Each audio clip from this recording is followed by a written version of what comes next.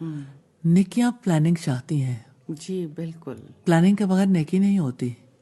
ساتھ میں چاہتی ہوں خصوصی طور پہ بھی اس کے اوپر بات کریں کہ جیسے آپ کہتی ہیں کہ نیکیاں پلاننگ چاہتی ہیں، تو رمضان تو ایکولی امپورٹنٹ ہے ہر بالغ شخص پر اور صحت مند پر، اور اگر وہ مسافر نہیں ہے اور تو کچھ حالتوں میں روزہ تو فرض ہے، اور وہ بچوں پہ بھی فرض ہے، وہ ہر طبقے پہ بھی فرض ہے.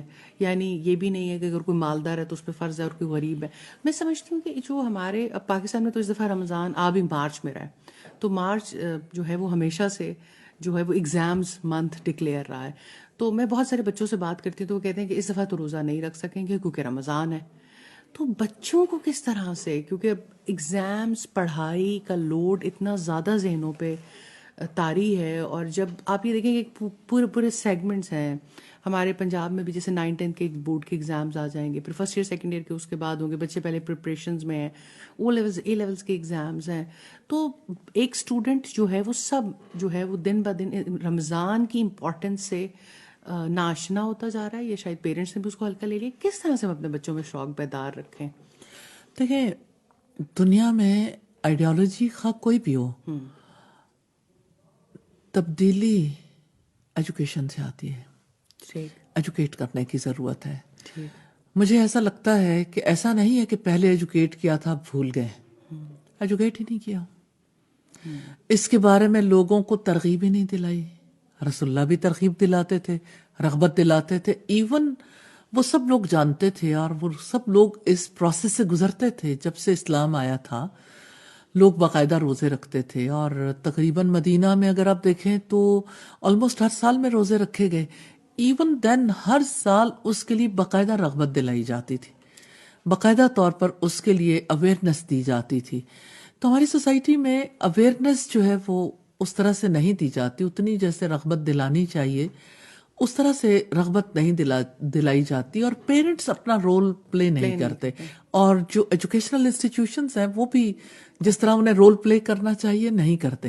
اب دنیا بھر میں دیکھیے جب ان کی کوئی سیلیبریشن آتی ہے تو باقاعدہ کلاس روم تک میں لوگ بیٹھ کے اس پہ ٹاک کرتے ہیں. ایون عید آئی نا تو ویسٹرن کنٹریز میں عید کے لیے بھی لوگ بیٹھیں گے، بات کریں، اگرچہ وہ نان مسلمس بھی ہیں، وہ بیٹھیں گے، وہ اس کے بارے میں بات کریں گے کہ عید پہ کیا ہوتا ہے، کیسے سیلیبریٹ کرتے ہیں. اور سب بچوں کو پتا ہوتا ہے کہ اب اسے کیسے سیلیبریٹ کرنا بہت ہے. سارے ایسے ایونٹس ہیں جو اب اسکولس میں ہی سیلیبریٹ ہوتے ہیں، تو پیرنٹس کو نوٹسز کے تھرو یا ویسے پتہ چل رہا ہوتا ہے. اب دیکھیں جو تو اصل میں ہیلووین تو ہے، اسکولس کی رسپانسبلٹی بہت زیادہ بڑھ جاتی ہے.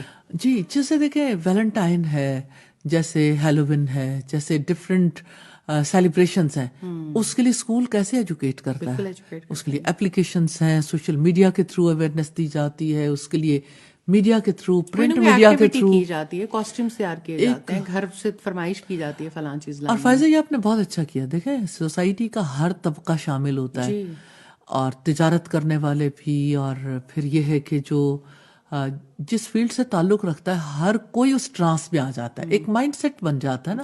سادہ بھی تو جیسے مارچ میں رمضان آ رہا ہے، اور مارچ میں ہی ہمارا جو ہے وہ اسپرنگ سیزن بھی آتا ہے، تو اسپورٹس ایونٹس ہوتے ہیں بہت زیادہ اسکولس کے اندر. اور وہ ایک ایسے لگتا ہے کہ جو سوسائٹی میں رہتی ہوں وہاں پر جہاں ہمارے بچے اسکول میں جاتے ہیں، تو پچھلے سال تو شارٹیج ہو گئی کہ صرف بم بنانے کے لیے جتنا کاغذ چاہیے تھا، جو ایک خاص قسم کا پیپر ہوتا ہے، وہ شارٹ ہو گیا مارکیٹ سے، کیونکہ ہر پوری سوسائٹی کے بچوں نے اسکول میں ایک چیز لے کے جانی ہے اور وہ اویلیبل نہیں ہو رہی ہے کیونکہ سب بچے وہاں سے خرید رہے ہیں.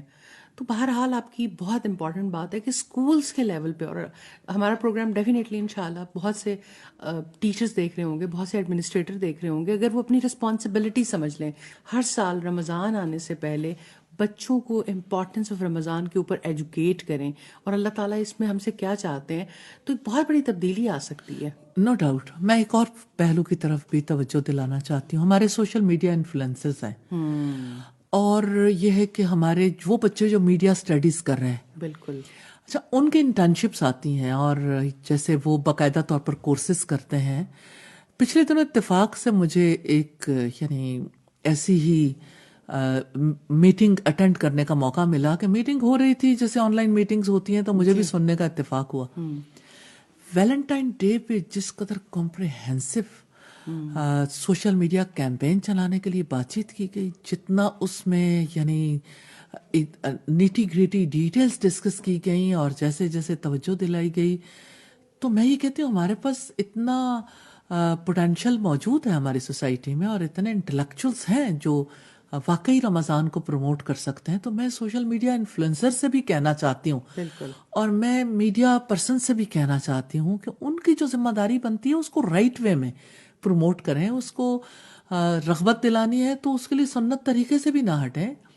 ایگزیکٹلی وہ ماحول پیدا کرنے کی کوشش کریں جو ماحول محمد رسول اللہ صلی اللہ علیہ وسلم نے پیدا کیا, اور اس میں جو بھی آپ رنگ پیدا کرنا چاہتے ہیں باہر ہٹ کے نہیں, اسی باؤنڈری کے اندر. لیکن بہت کریٹیوٹی ہے, بہت کچھ ہو سکتا ہے.